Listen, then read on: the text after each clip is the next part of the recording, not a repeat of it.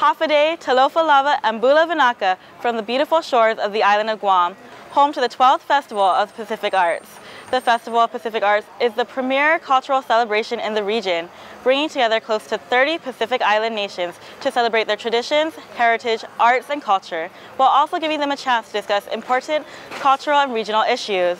The festival is the largest celebration Guam has seen in its history, and is also only the second time the North Pacific will host the festival since it was first created in 1972, starting in Fiji.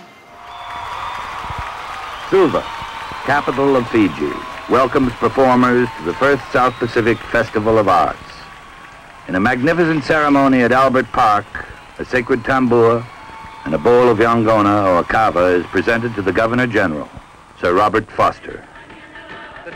In May 1972, the island nation of Fiji joyously welcomed the opportunity to host the first South Pacific Festival of Arts. Initiated by the Pacific Community SPC, it brought together over 1,000 participants from 14 countries in the region.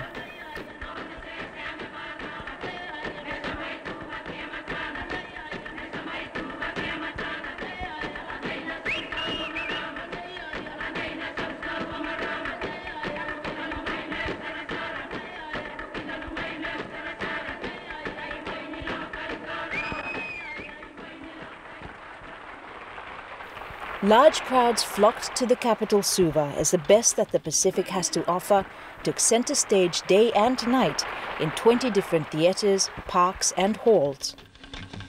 Extrovert Cook Island dancers from the green volcanic land southeast of Fiji use powerful drum rhythms to accompany their joyous dance movements. This marked the beginning of an important effort to strengthen Pacific Island ties and gain a deeper respect and appreciation for our diverse cultural heritage within the context of a changing Pacific.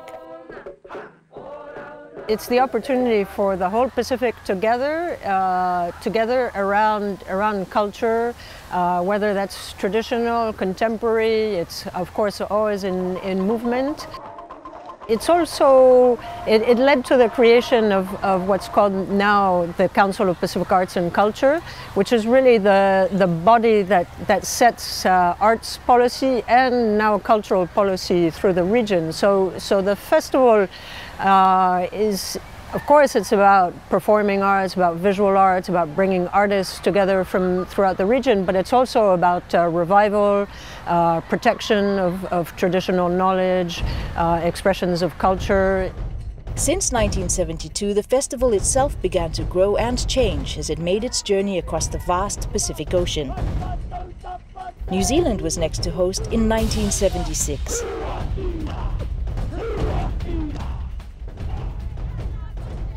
And when Papua New Guinea hosted in 1980, the inclusion of delegations from Hawaii and Guam asserted North Pacific presence in the festivities.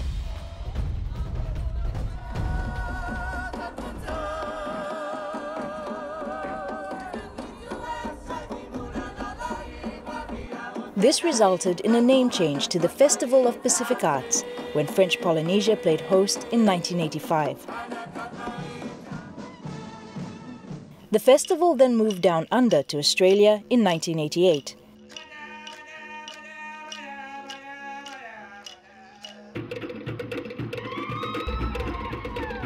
Then across to Cook Islands in 1992.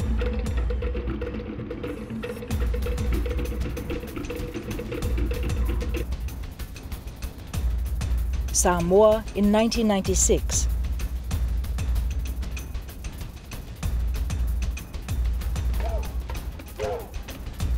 New Caledonia at the turn of the millennium,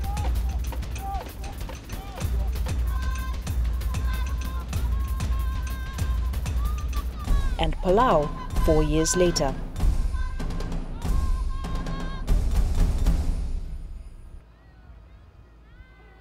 In 2008, American Samoa took up the mantle as hosts of the 10th Festival of Pacific Arts.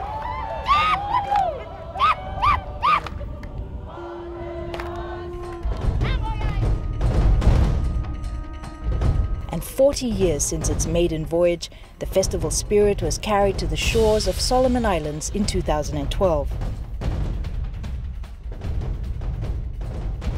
For the first time, Guam welcomes delegations from across distant Pacific shores as hosts of the 12th Festival of Pacific Arts.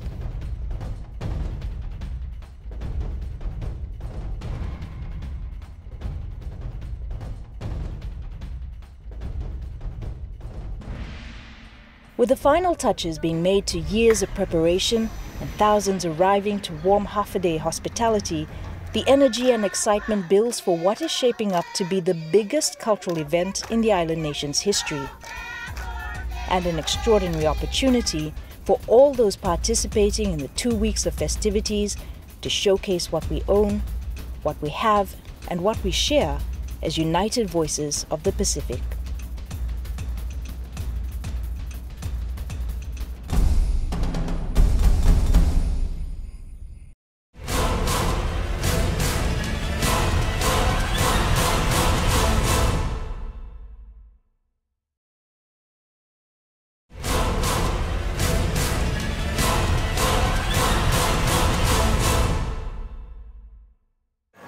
The spectacular opening ceremony for the 12th Festival of Pacific Arts, held here in Guam, kicked off what is guaranteed to be a fortnight of cultural festivities, bringing together 25 Pacific Island nations to showcase their culture, arts, tradition, and heritages in various different activities. The festival also is something special for Guam, its host nation, as it symbolizes a special journey.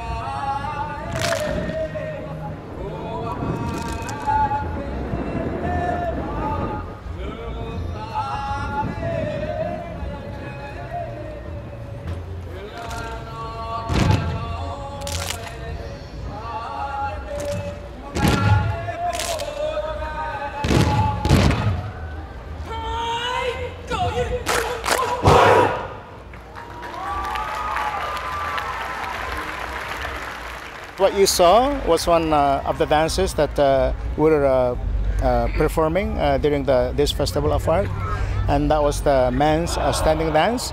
It is a dance that is performed by young men usually, and of course you could see that there's a lot of action, and that would be too cumbersome and difficult for older people. But it's also appropriate that it is performed by young men, because it expresses the wishes of what most young men think. So, and I would think that's very much universal. So even though the lyric of the dance is all in our native language, it's the motion and the gestures are universal, and I think everyone could understand to some extent.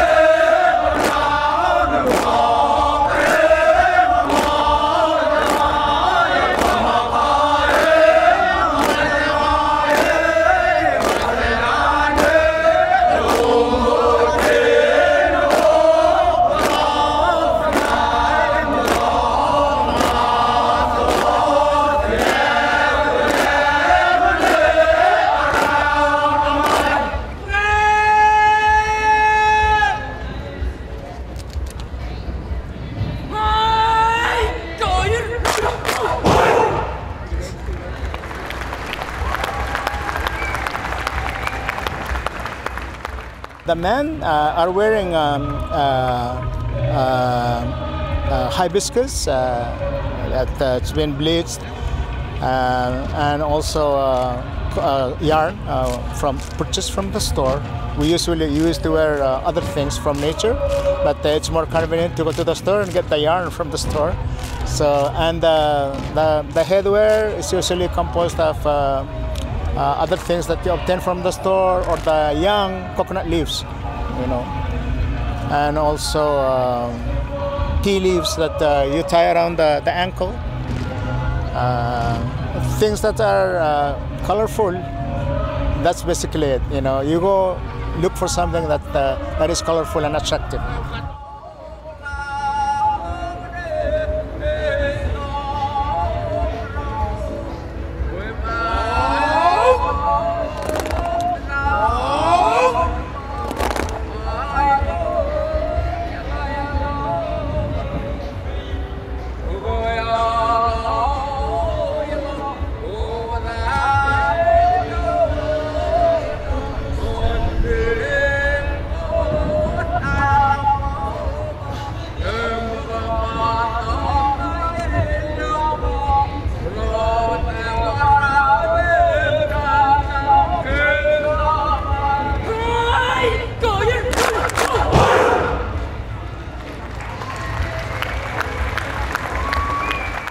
It's pretty much unique to the whole state of Yap, although there are some neighboring islands who perform a variation of the same thing.